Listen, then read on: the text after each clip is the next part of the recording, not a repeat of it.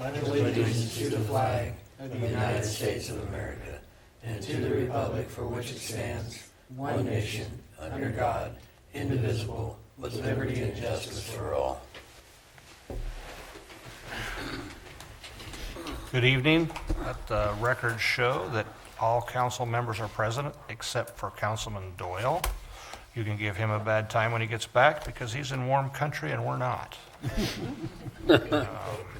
Open Meetings Act is posted on the wall over there. That's the first item. We'll move on to consent agenda. All items under the consent agenda are considered to be routine by the City Council and will be enacted by one motion. There'll be no separate discussion of these items unless a council member so requests. Item A, approve agenda as submitted. Item B, receive and place on file all notices pertaining to this meeting. Item C, receive and place on file all materials having any bearing on this meeting. Item D, approval of the minutes of the regular meeting on February 3rd, 2025 as on file with the City Clerk's Office. Item E, approval of Treasurer Report of Claims in the amount of $817,793.30. Item F, approval of Boswell Report of Claims in the amount of $604,373.46. Item G, approval of pay request number 1 in the amount of $94,950 to Genesis Contracting Group for the Boswell South MSW landfill site entrance facility project. Item H, approval of pay request number 1 in the amount of $413,999.21 to Purse Excavation for the Boswell South MSW landfill phase IS project. Item I, resolution number 7502, reappointing Larry Ramsey, Cheryl Worth, Tammy Brown, Sherry Beekman, and Carla Hopkins to the Beatrice Housing Authority Board.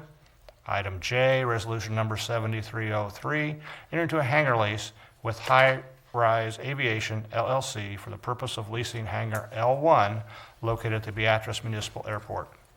And item K, resolution number 7504, granting KWBE and its designees permission to serve alcohol beverages and to sell or offer for sale or peddle goods, wares, or merchandise upon the city property located in Charles Park and the Carnegie Building on Friday, June 13th, 2025, from 6 p.m. to 10 p.m. as part of their annual celebration event. Does anybody want anything pulled off the agenda? Seeing none, Mr. McLean. I move the items listed under the consent agenda be approved, accepted, and/or ratified as presented. Second. Your vote, please. That passes 7-0. Next, we will move into discussion reports. The first discussion is the presentation of the Auditor's Report and the Annual Comprehensive Financial Report for the year ending September 30, 2024. Welcome.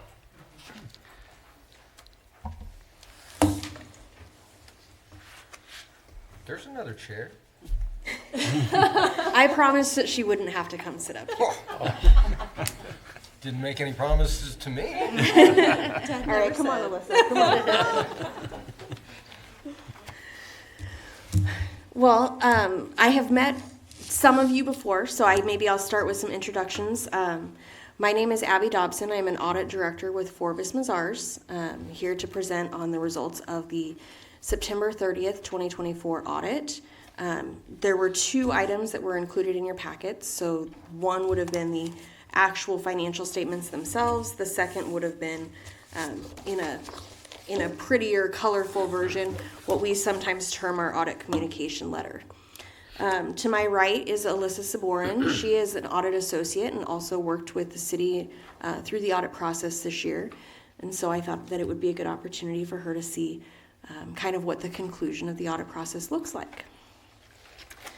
First, I want to start with a thank you to City Council for the opportunity to come present the results of the audit.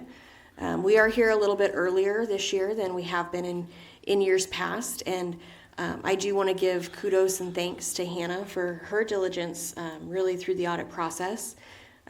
I will be taking a maternity leave here relatively quickly, and so I appreciate Hannah's willingness to work with me to get the audit process completed a little sooner than we have in years past to get that done before I needed to take some time off.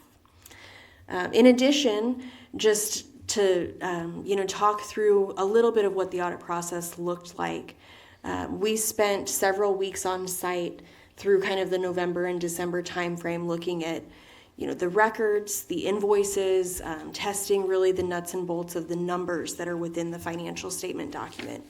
We recognize that an audit process is cumbersome and takes a lot of work from really the entire team at the city, and so we do want to thank Hannah for her efforts really in preparing things well in advance before we come on site for the audit, but then being willing to answer questions, provide the documentation and the support that we ask for as part of that audit process, and really let us interrupt her day for a number of weeks during that November and December timeframe to get through the audit process.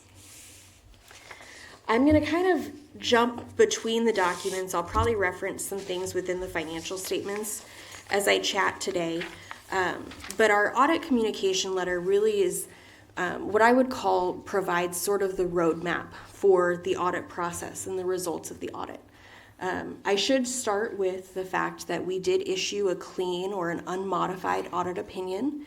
So that means that within the financial statements themselves, we did not take exception to any of the amounts or the disclosures that are included within the document. That is what everybody wants, is a clean or an unmodified opinion. So that is the results of the audit, and that's really what everyone cares about from the big picture. I'll have you skip to the next slide for me. So within our audit communication letter, the first few slides here, again, talk a little bit about just the process in general, some of the things that are important to the city. And as we get towards the middle or so of the presentation, it will show the high level or the high points within the financial statements. So those items that if you're not going to pick up and read the whole,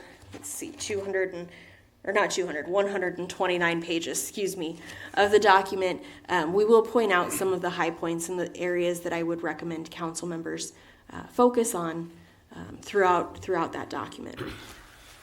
So as a reminder, our audit was conducted for the fiscal year ended September 30th, 2024, in accordance with our contract that was dated and signed by management in June of 2024. Our responsibilities as the independent auditor are to form and express opinions about whether the financial statements are materially correct in accordance with generally accepted accounting principles.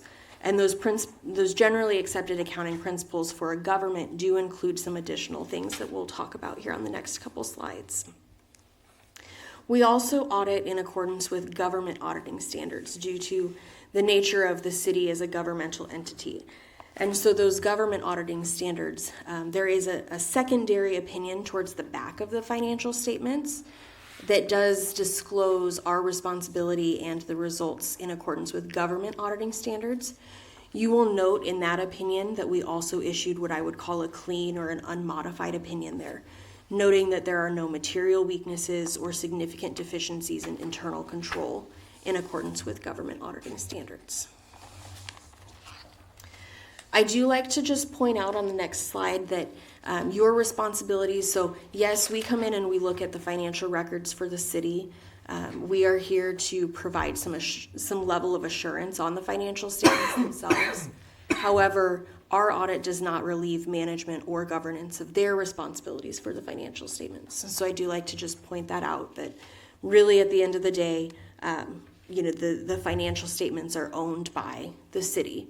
And so management and governance are responsible for those items. Now, I mentioned the piece that we do audit in accordance with both generally accepted auditing standards and government auditing standards. So like I mentioned, towards the back of the document, you will see those opinions in accordance with government auditing standards that I mentioned were considered to be clean or unmodified. In addition, because of the amount of federal funding that the city receives and spent during the current year, during the fiscal year ended 2024, we also were required to audit in accordance with the uniform guidance. So we performed a compliance audit of the schedule of expenditures of federal awards and reported in our uniform guidance opinion that there was no material non-compliance related to the spending of the city's federal dollars. So again, results of the audit, big picture, clean, unmodified, those are the important key terms.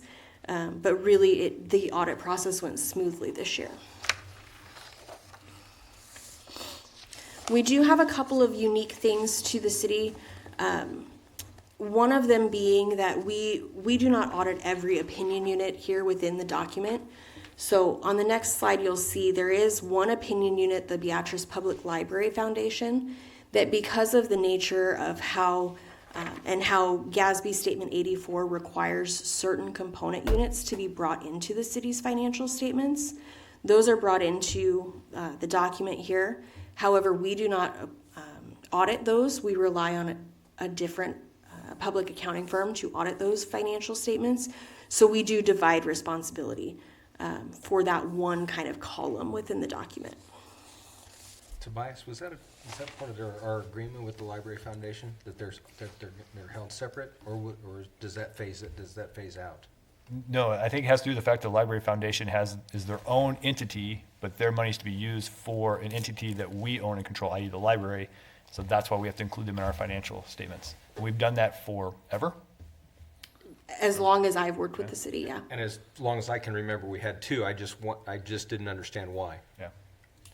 Yeah, GASB Statement 84 requires that, and there's some different decision trees that you follow, but based on governance, control, things of that nature, that certain items can be brought into the financial statements in that capacity. So I've probably asked you that in years past, or you're someone in your seat years past, and I just don't remember it. Sure. Yeah. Thank you. No worries. Now, one of the things that I may do tonight, now that I have my pretty copy of the ACFR, take it home and read it as bedtime reading for my two little boys at home. I do want to point out, so within the document, there is some other information, right? Tobias and I actually were talking about this just a few minutes ago. The city prepares the full annual comprehensive financial report, which is quite a feat. If you pick up this financial statement as compared to some others across the state, there is additional information in here that allows the city to apply for, and in this case have received, the GFOA Certificate of Achievement for Excellence in Financial Reporting. So there is a certificate in here. I earmarked that page. This is related to the submission of the 2023 report, but this document is intended to be submitted for 2024 approval. And so the introduction section, there's some statistical information towards the back of the document that if you wanted to prepare just what is straight required by government, the Governmental Accounting Standards Board, you wouldn't have to have in your document. However, that Certificate of Achievement for Excellence in Financial Reporting is kind of a big deal. And it does provide, some additional assurance on the financial statements themselves. So just as a reminder, though, again, we didn't necessarily audit every single page of this document, and our opinion does delineate between what pieces of the document were audited versus looked at and compared to the audited figures. So I do just want to point that out.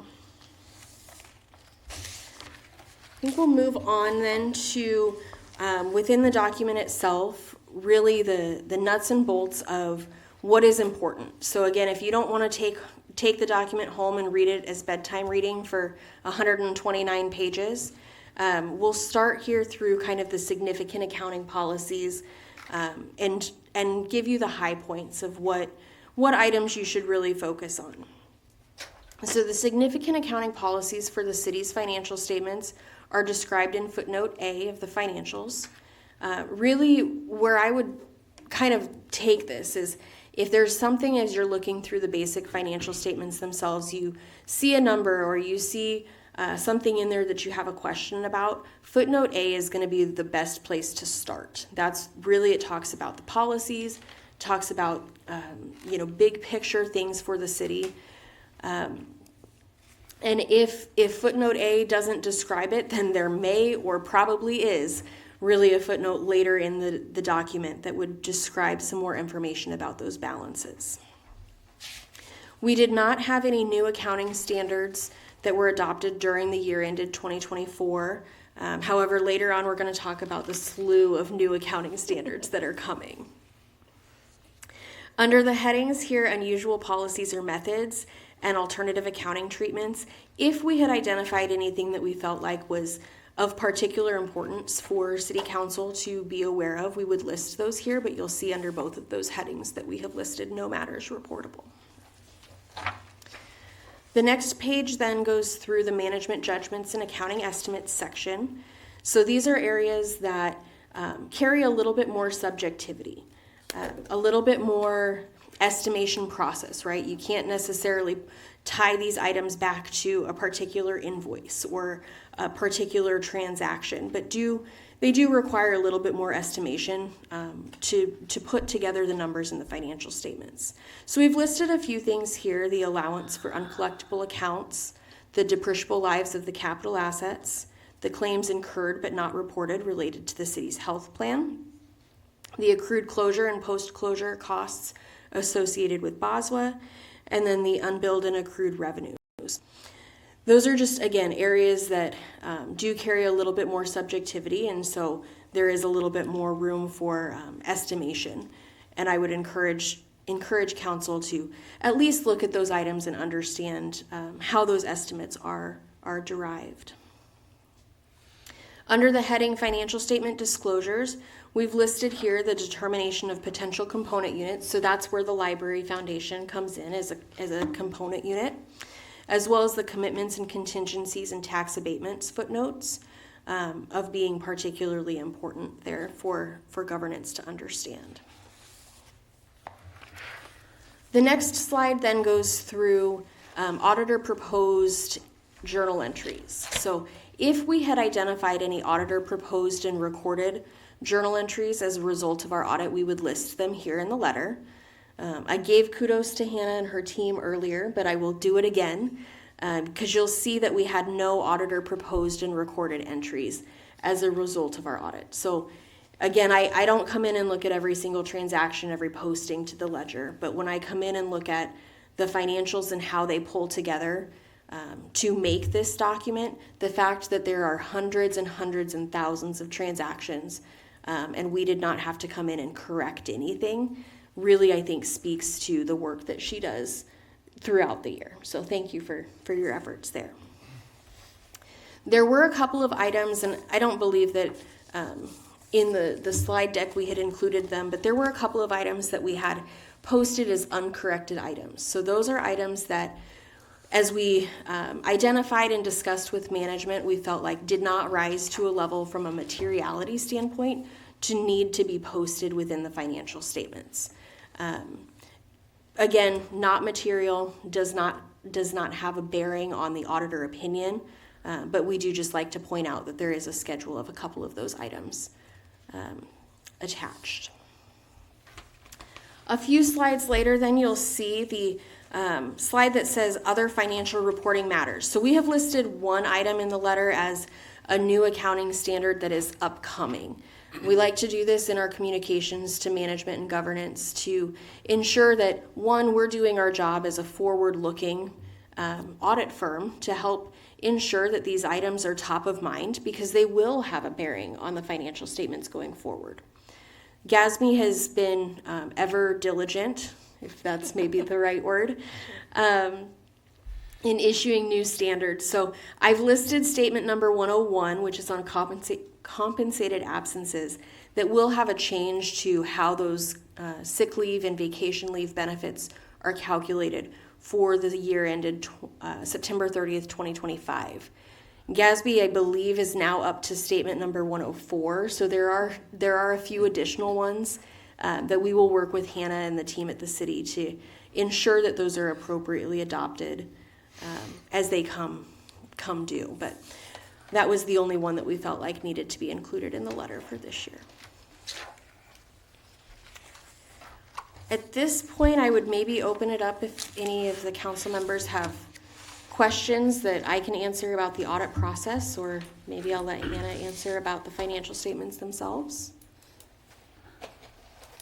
I got two, but I can wait. Go ahead. So Open us up. when you first started your presentation, you said that there was any process changes. So has there been process change? You said there weren't any process changes for the city. No new accounting standards adopted for So the has year there ended. been any? I mean, has there been a big swing? Hannah's nodding. I her mean, head. so in 2023, we would have had to include how we report leases. Okay. And then we also had one where we had to include how we're reporting like IT software. So those were the two big ones that we've had recently that required a lot of effort on both ends. Yeah. Okay. So it was nice to have a year off. Yes.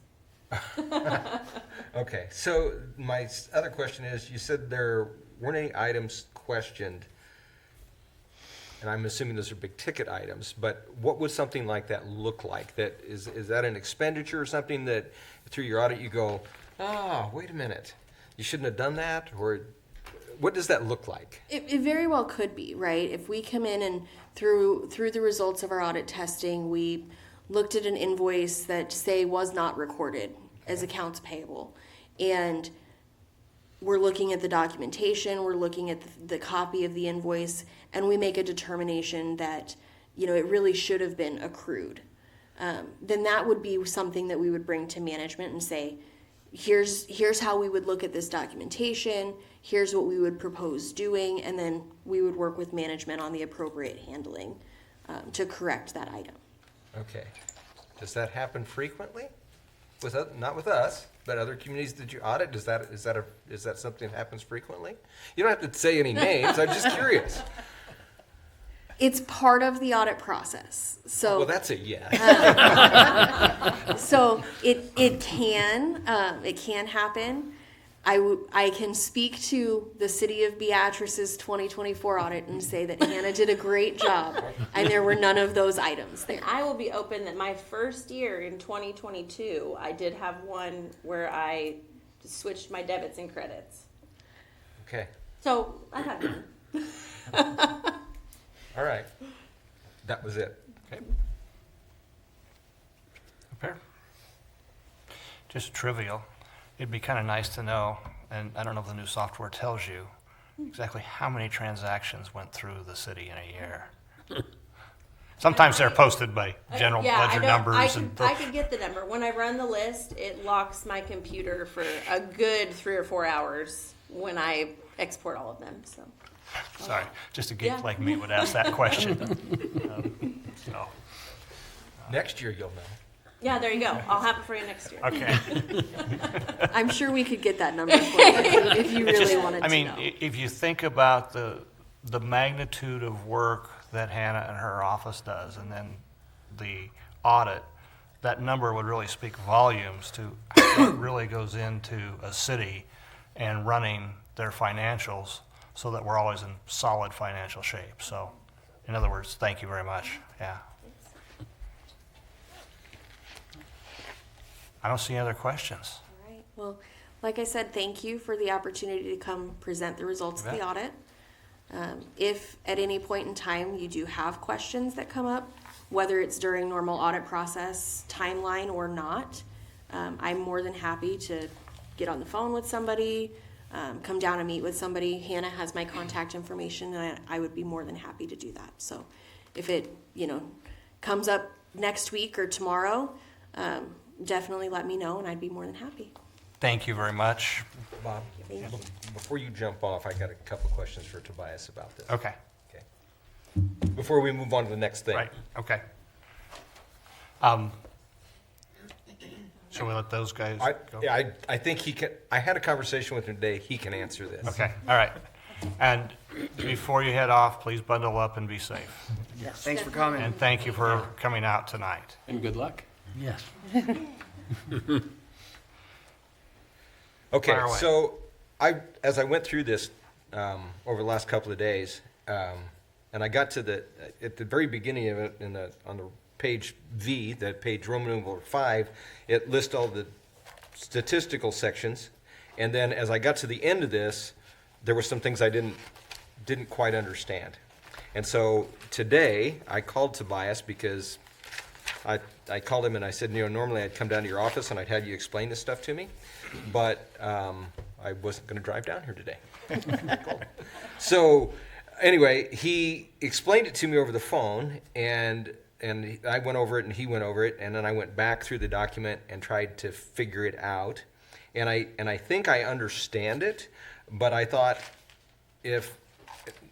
maybe you guys are all smarter than me. I'll hear the council people. Sorry, Dana. But I thought if I didn't really understand it, I thought maybe you guys didn't either, and so I thought I'd ask. So if you flip back on the document to page 100, it starts on 99, 100. What I asked Tobias about today was the progression of this from 2015 through 24. Those 10-year period, our expenditures have doubled essentially, and I could spot the thing where we took in the airport. There's that big bump, but I asked Tobias. I'm just going to give this out because he knows what I asked him today, and he's better at answering that. But I asked him about this on page 100, and I asked him about page 105, where our assessed and estimated actual value is, and I asked him to explain that to me. And then on the last page on 112, the ratios of the general bonded debt that's outside. So I needed to understand it, and I thought maybe he would explain it to you, and you guys and everybody here can understand it, but maybe y'all did. So you want to just Sure. So yeah, if take you're it looking away? at pages 99 and 100, what you're looking at there is, again, kind of what the expenses have been at the various government activities for the last decade. And yes, there has been an increase, but it's just been the cost of doing business for us. If you think back, we've had a few changes in personnel. We've had a few of those things, right? We've added some firefighters during that time. But no real significant changes in our personnel that would bump things up. But just the cost of running the city has increased in there. There will be probably some capital expenses in there. So you can think of some capital projects that we've done over that Those I decade found. that would jump in. The only other one that I wanted to point out was, as I was looking through it, the general government seems to be an easy one to call out because that has really increased in 2024. Economic development and our CDBG fund both run into that. So CDBG, you would have had, as we were sitting back here, we were quick flipping through to find where it's at. CDBG, I think we had $580,000 in grants that would have rolled through that fund. And then the economic development program this year, I want to say there was like $600,000 in expenses. So those roll into that 9.4 that you see at the top. So what's that going to look like in 4 years when you get a check for $22 million? Just going to show us Yeah. what's like about $22 million 1 year. And we're going to have this conversation again. Right. No, I won't. I'll understand it then. Yes. So that's what you're looking at there. Again, it's broken down by the different departments, if you will, so it's very easy to kind of track. If you have particular questions on it, let us know. If you slip to 105, 105 talks about the property tax valuation over that same 10-year time period. And yes, our valuation has increased from $576 million to $914 million during that time period. Those are all set by the county assessor's office. Those aren't numbers that we set. During this time, we're trying to think of expansions or annexations that we've had. We really haven't had anything significant during that this 10-year time stretch. I'm sure there have been some smaller ones that we've occurred. Most of the large buildings that have been built here, we can think of tax exempt, right? Elementary school, hospital, right? All property tax exempt, so those are not in here. But you can see what your tax rate has done during that time period. It has come down from a decade ago. And then you also said 110, correct? No, 112. 112. The ratio of bonds. Yes, so page 112 shows all the bonds that we have on the city side of things. So the first column there, again, is your property tax valuations. Again, they're set by the county's assessor's office. And then the next column there, the tax supported and general obligation bonds. Those are, again, general obligation bonds. So the debt, if the utility side had some, that would not go in this column. So in 2024, we had $6.2 million of debt outstanding on general obligation bonds. Fire station is the big one, right? That's the one sitting out there. The next column to the right, that debt service funds available, those are debt reserve funds that we have. So you end up with a net bond indebtedness of $3.5 million. And then you have some ratios over there. You can tell that at 0.38% is a fairly low ratio for taxable valuation. What you're doing is comparing how much debt you have versus how much valuations you have.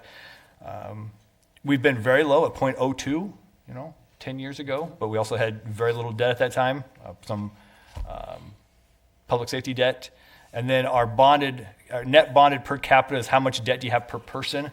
We're at $287 this year. I think I showed you what North Fork earlier, and they're at 800. 854.84. And that was another one that I could find out there who had statistics like this. Not all annual reports have this type of information in there. Yeah. So again, those numbers are fairly low compared to where we were 10 years ago. We were under $10 per person. But a couple years ago, you were $537. Both those numbers, I think, are very comfortable numbers to be at. I don't think the city's over leveraged by any stretch of the imagination. Again, when you talk about GO bonds, we have relatively little amount of GO bonds sitting out there at this time. So that's one of the other things, and we talked about the GO bonds, so like the fire station, we're current on it, but we're not allowed to pay ahead on it. But the revenue that we have collected that we can't spend on anything else except the bonds, where does that, I couldn't find that. So Not that I don't think it's in here, I couldn't find it. So the excess bond money we have, I'm guessing, is in that net bonded debt, or excuse me, the debt service funds that you see available at $2.6 million. It'd be included in that number there. Okay. And so, yeah, it sits in the bank account. Again, because the way bonds are issued, right, they're only callable at certain times. And so once we get to a point where we have enough money to call a whole series of bonds in or a whole year, we can do that. You can't pay off it's not like your mortgage. You can't pay an extra $100 each month. You got to wait till you have a big enough chunk to retire an entire bond issuance or bond series at that point. Yeah. That's what I had. I read it all. It's been cold the last couple of days. Since we're talking about financials, Tobias sent me a article to read today. I'm getting my reading because he's really good about sending me stuff, But I think it does note that, in 25 or in 26, whenever our fire truck shows up, you're going to see a big bump. But the article went through and talked about the LA Fire Department not having very many trucks that worked because they're waiting for their trucks to come in. And that we're at this strange point in time where them not producing fire trucks quick enough is a windfall profit for them. Mm-hmm. And so the $800,000 fire truck may be more than that when it rolls here in 2025 or 6. So as we think about the finances and we think about everything there, there's a lot of important items that we have to purchase that get caught up in, I don't know what you call it, but a mess. We will keep. And they lost fire trucks in the fire. I mean, not Correct. only were they waiting on them Right. to be purchased, they lost a bunch of fire trucks. That's right. In the fire. Yeah. So it builds up. But ours is in order. Yeah. And it's there. It just hasn't been made yet. No, and so we were going to issue public safety debt this year to cover that truck and a couple of things at the police department. But now we've learned that the fire truck's been pushed off a year. And so, again, those arbitrage rules we talked about a year ago with bonds and that kind of stuff, we decided to wait on the public safety debt in order to have it closer to when the fire truck will actually arrive. So we've had to move around a few things on the police department side as well. And if that fire truck costs more than we think, we will have to pay it, right? Because somebody else would pay it. Yeah, there's not a lot of options on that Right, one. exactly, Yeah. right. They So if don't we like it. say, hey, no, then somebody else will say, okay, then we'll take it for that Correct. price. Right, they'll scratch out Beatrice and write in Whoever. next Whoever. city. That's right. That's right. All right. Well, thank you very much. Thank you, everybody, for everything you've done. And, I want to thank, our financial and Hannah and Tobias for quite honestly, going the extra mile so that we have this document rather than just a shell. And the other thing that I will put a plug on is, I think because of our transparency that we try to have with everybody, this also gets posted on our website. And so if anybody, as Ted says, is listening and wants to go through this, it's You'd be right surprised. here. So, You'd be surprised. yep, absolutely. No, I found it fascinating. I think it's great information, and I agree. Thank you for giving us the extra information, because I do think it helps you put it all in perspective, so. And we have more cold days, so people can read. All right, we'll move on to public hearing and bids. We do have one public hearing tonight. The public hearing for the purpose of considering the application of REZ LLC, doing business as Cheapest Damn Butts and Booze, 116 North 8th Street, Beatrice, Nebraska, for a Class D liquor license. So, to start things off, I'll call Captain Moss and Chet McGurry forward for their reports. While they're coming up, I'll just make a note that the Safe Streets for All presentation has been pushed back to the next meeting due to the weather. They were not going to drive down from Omaha. So, Okay. Gentlemen, do you swear to tell the truth, the whole truth, and nothing but the truth? So help you God. I do. Did we just get married? Who wants to go first? No, you didn't. A long time. I'll just go ahead and go first from the zoning study on it. I don't see any issues with this liquor license going through. The area is CBD, liquor sales is allowed in CBD. And we also have another facility almost on the same block there that also sells liquor that recently acquired a liquor license a couple of years ago. So from our standpoint, I see nothing with a negative effect for the area. So we're okay on our side. I'm looking at the memo from Sergeant Aaron Byrne. He did the background check, and he didn't find anything on Lori Rezak, which would prohibit the issuance of a Class D liquor license. Okay. Thank you. Any questions? Pretty easy tonight. Okay. Anybody else want to say a few words? Hello, Hello. I'm Lori Rezak. I'm here if anybody has any questions. So, Any questions? Other than thank you for being here. A lot of times we don't get to see the applicant. And of course, any excuse to come down here. I actually really enjoy the community. So, all right, super. And thank you for opening up a business in the city of Beatrice. of course, thank you. You bet. You're not going to live here? I live just north of Lincoln. We have a farm out there. So, and we have cattle and everything. So, and I have also 2 businesses in Lincoln. I own Moran's Liquor Works, and then I also own Cheapest Damn Cigarettes over on 48th and Cornhusker. So that was my first store. But we decided to purchase the K&B tobacco and kind of keep the tradition going since it's been in the community for so long. So. Yeah. Well, I appreciate it. I know commonly when somebody applies for the liquor license, if they don't show up here, I vote against it.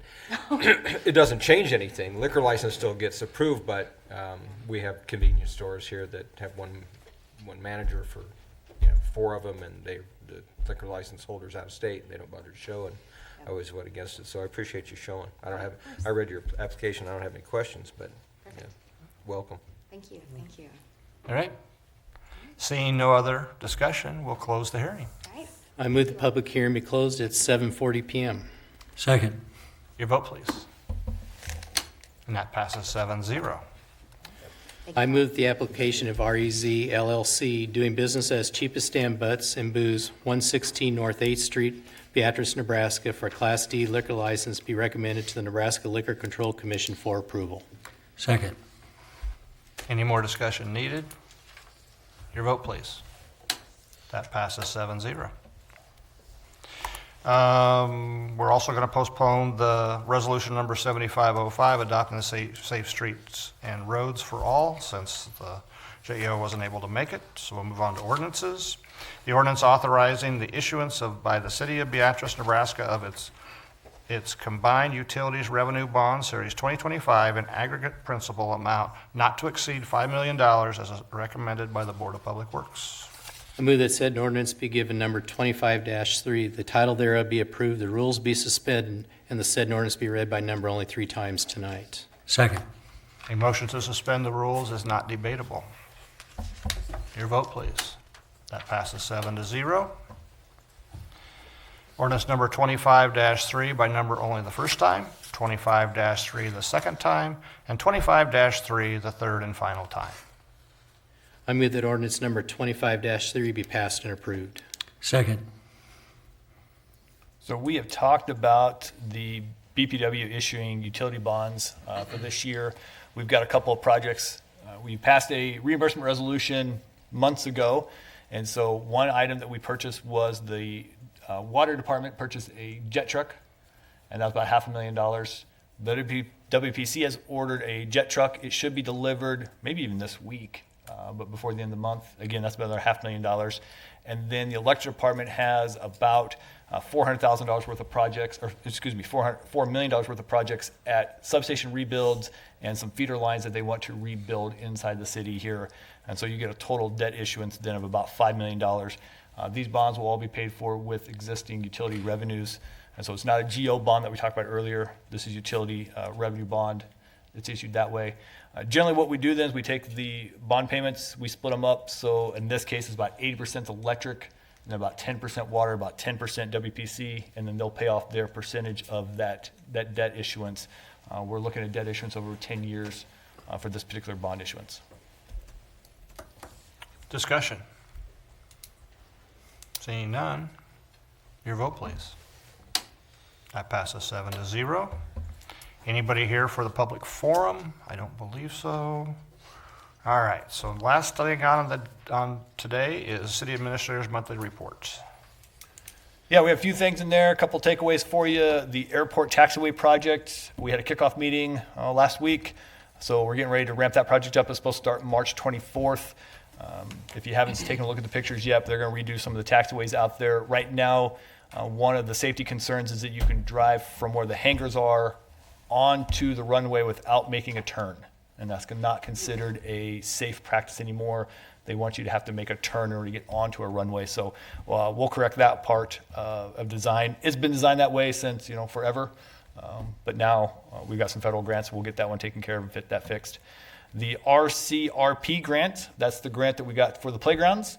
We're starting to work on procurement and covenants. So if you remember, as part of that, we have to have covenants on parcels of ground. And so we've been working with the Register of Deeds office and with DED exactly how they want those covenants.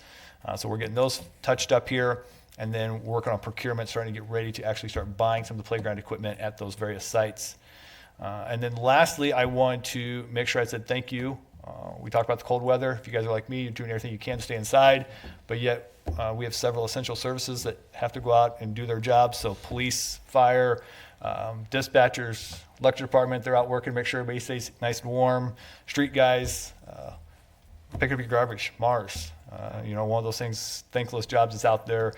You got the landfill guys, water, WPC. Chet gets called out to still have to go out and check houses that people unfortunately overload circuits on. So we have many essential services that still have to go out and operate in this weather while the rest of us try to hide from it. These guys go out and do their job every day, so I just want to make sure we said thank you to them. Absolutely. Okay, questions for Tobias? I've touched base with you frequently, Tobias, on the SPP, and anything new coming out of there right now with the cold weather? No, SPP has issued a weather warning, if you will. There are, I'm thinking 7 different issues of their warning. So and they're in the middle. So they're not to a point where they're asking anybody to conserve any energy at this point. Largely when they start to do that, it's the SPP knows that there's going to be a weather event coming. So if you have a power plant, make sure it's up and running. Make sure if you have maintenance or anything like that, you stop doing those things, get your stuff back up and operational. And that's what they call on to start with. But right now they've not asked for any type of conservation or shutting off of power or rolling blackouts. None of those things have been on the radar anywhere. Price still hanging in there? Yeah, I looked at the wind prices the other day. Cottonwood prices were high yesterday afternoon, as you would expect. I mean, they've been higher the last several days than and had been previously, but none of the outlandish prices that we saw, a couple of years ago. I didn't see a price the other day above $100 a megawatt hour. In those previous weather events, we saw things get to $2,000. So Good. better prices if you're selling, but nowhere close to where we had seen previously. So, not really part of the report, but part of your email from week's end thing. You've got 4 legislative bills that we're following. Only one of them is out of committee, right? I believe that right now only one. But can you give us a little quick rundown on those 4? Yep, if you give me just a second here, I'll pull it up. Oh, it's going to ask me for two-step verification. It is. I guess it's me. Don't know it's you? You need that face recognition. I know. I can open my brother's phone. That's cheating. Yeah, it is. Yeah, let me pull it up here so I make sure I hit all the ones you're talking about. At this point, just been faster doing it on my phone. I jotted them down if you just want me to tell you which ones they are. Hold on here.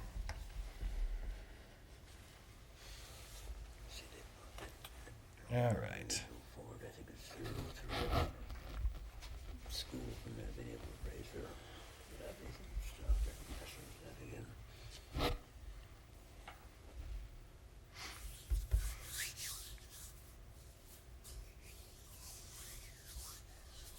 Yeah, I'm pulling it up.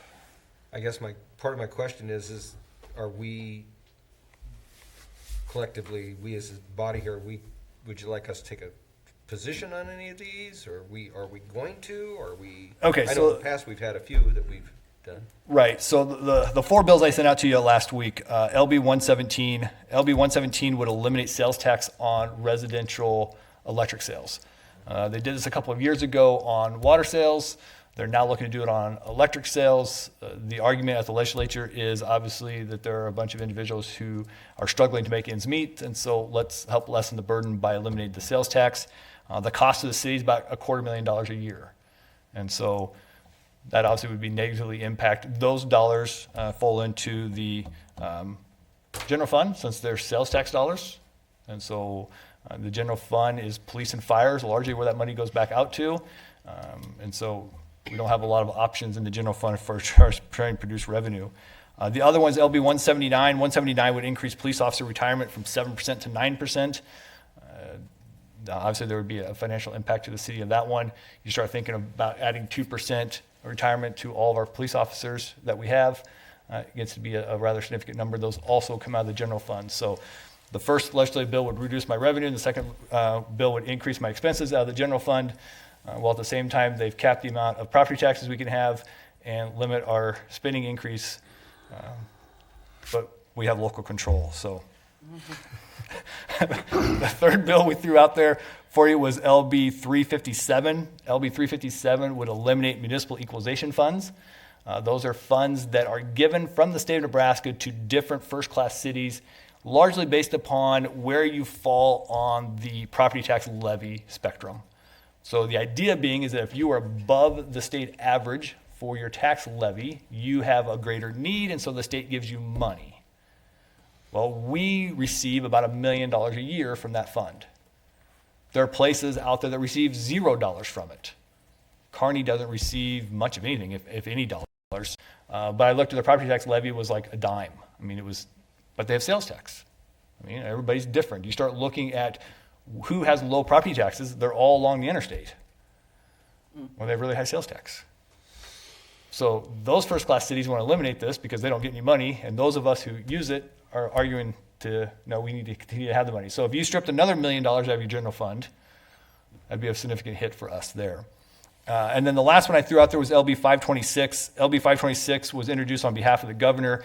It would impose a 2.5 cent per kWh tax on data miners, so cryptocurrency. So think of the 2 that you have in the industrial park. It would add a tax to them. If you tax them at 2.5 cents, they largely will probably just close down and go someplace else because that tax is significant to them. I And they believe can do it anywhere. correct. They came here because our energy costs were less. I mean, they looked all over the country, picked us. So essentially what that does is just run that industry out of our community, out of state. Correct. By calculating what their bills are at, that would be a significant tax for them each month. And so they can't afford to do that here. You're right. That now no longer takes away the competitive advantage that we have from the lower energy prices that we are able to provide them. I believe there's been some compromise there, and you may see that number get reduced from 2.5 cents to a number that I think they can live with. But that is yet to be determined. So all those bills would significantly impact the city. We are watching them to see what's going on with them.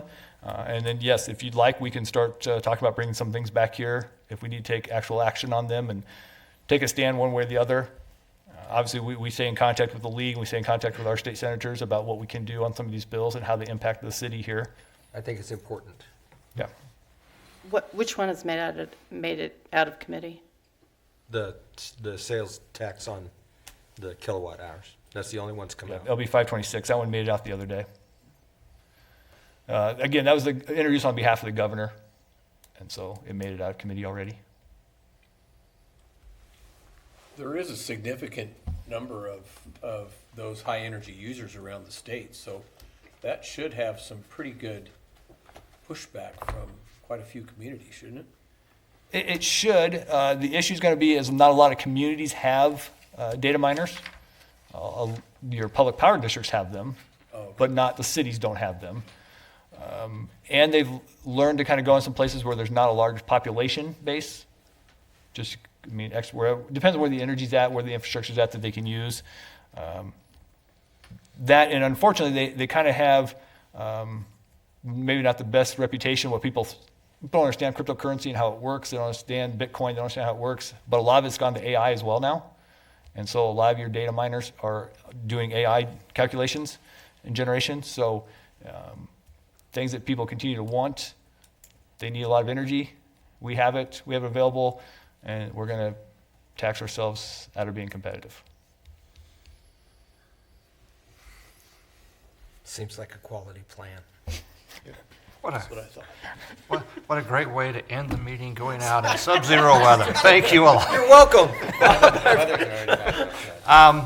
Just as a follow-up, I will tell you that I know you're going to be gone the first part of March. Yeah, I might And be that's back, fine. but yeah. That's all right.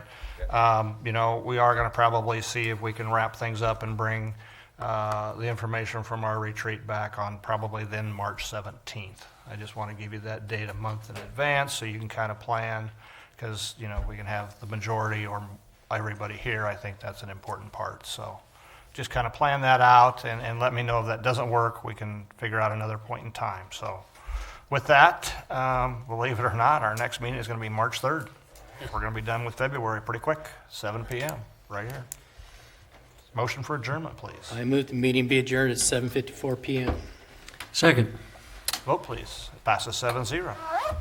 Have a safe night, everyone.